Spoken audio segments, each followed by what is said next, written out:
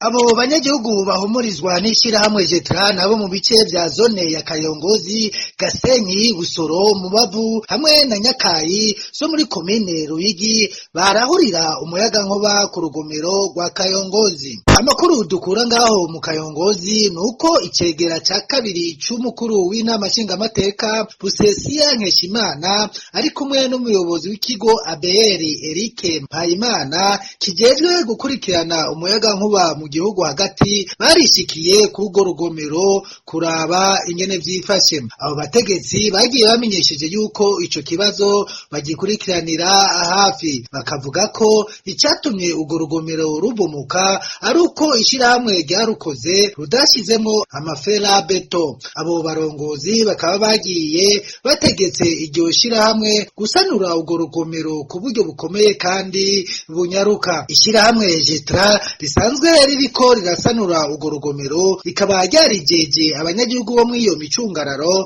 ko mu mpera z'ukwezi k'umunani umuyagankuba uzoba wabonetse. Abo banyagihugu bo mw'iyo micungararo bakaba bari bamaze hafi ukwezi kurenga batagira umuyagankuba. Ugo rugomero rwa Kayongozi rukaba rwatanguye gutanga umuyagankuba kuva mu mwaka w'2014.